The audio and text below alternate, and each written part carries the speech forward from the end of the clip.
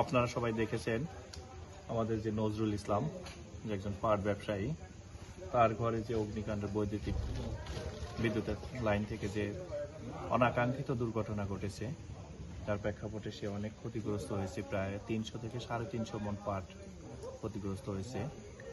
এখন আমরা আপনাদের সাথে নিয়ে আবার এইখানে যারা ব্যবসায়ী আছে সবার সাথে নিয়ে একটা কাজ করব, যে বিদ্যুৎ অফিসের সাথে কথা বলে যে সমস্ত জায়গায় এরকম ঝুঁকিপূর্ণ তার আছে সেইগুলো আমরা যাতে একসাথে যদি সবাই মিলে কাজ করি, তাহলে দেখা যায় ওই ঝুঁকিপূর্ণ তারগুলো আমরা সরাইতে পারবো, বা আগামী দিনগুলোতে এইরকম অনাকাঙ্ক্ষিত দুর্ঘটনার মুখোমুখি যেন সালথাবাসী না হয়, সেইভাবে আমরা সবাই মিলে একসাথে কাজ করব। এবং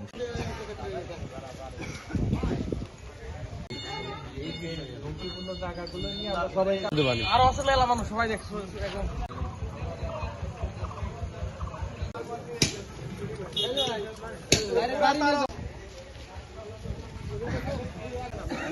সাবি ছাড়া গাড়ি চালানো হয় না, তাই না? দেখি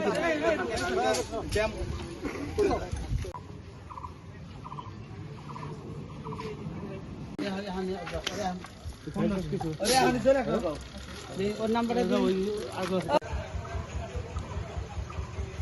ভালো থাকলে আশেপাশে সবাই ভালো থাকবে।